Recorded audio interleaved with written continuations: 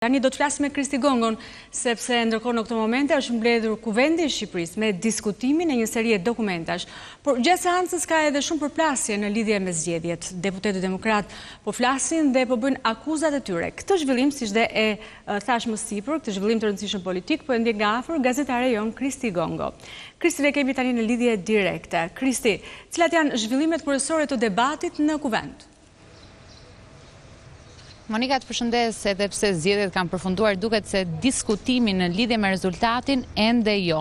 Në seancën e dytë të mbledhjes së Parlamentit të vjetër, ky ishte fokusi i debatit të sotëm. Në orën 10 nisi edhe seanca plenare, ku edhe pse ka në planifikim të rendit të ditës rreth 12 projekt ligje dhe vendime të rëndësishme në lidhje me marrëveshje mes shteteve dhe institucioneve në fusha të ndryshme, qoftë sociale, ekonomike apo energjetike, sërish debati ka nisur në lidhje me zgjedhjet parlamentare të 11 majit. Dhe që në fillim ka qenë opozita e cila nuk ka dashur vijimsinë e seancës plenare, duke kërkuar ndërprerjen e saj, pasi arsyetoi se në sallë nuk ishte prezencë të plotë të plotësimit të quorumit për fillimin e seancës. Ishte Flamur Noka që i kërkoi kryetares së Kuvendit Elisa Spiropalit për të ndërprerë seancën, pasi nuk ishte më shumë se 50 deputet. Mungesë kjo qoftë nga ana e deputetëve të mazhorancës apo edhe të opozitës.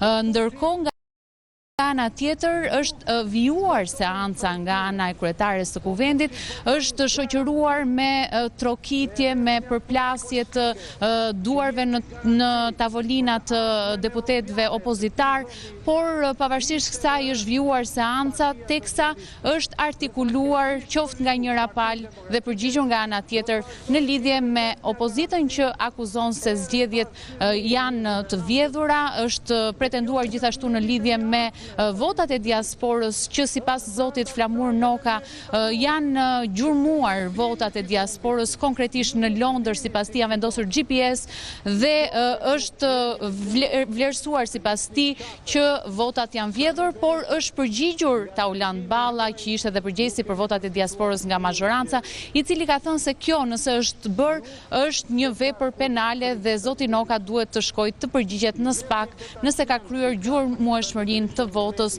në diasporë. Nga ana tjetër ka pasur përmendjet nga ana e opozitës në lidhje me raportin OSBE Odirit, në lidhje me ndikimin e rezultatit sipas ndikimit të grupeve kriminale, por është përgjigjur gjithsesi nga ana e mazhorancës. Deputetët kryesor të cilët kanë replikuar me opozitën kanë qenë zoti Tauland Balla dhe vetë kryetaria e Kuvendit Elisa Spiropali, të cilët kanë thënë se është e vështirë të pranohet humbja dhe mes opozitës mungon pikërisht një analizë e brendshme, dhe kjo edhe për faj të vetë kryetarit të Partisë Demokratike, zotit Sali Berisha, që nuk bën një arsyetim sepse humbën zgjedhjet me një rezultat të thellë fitues për Partinë Socialiste. Kjo ka qenë kryesisht situata në seancën e dytë të Parlamentit të vjetër, ndërkohë sigurisht ka pasur një nga ana e shqyrtimit që kemi bërë një mungesë e kryeministrit Edi Rama, por edhe kryetarit të Partisë Sali Berisha.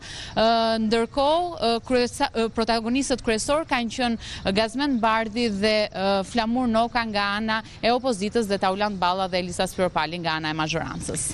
Mirë, faleminderit Kristi Gongo, natyrisht edhe Elda Mengën për raportimin e zhvillimeve më të fundit politike të ditës.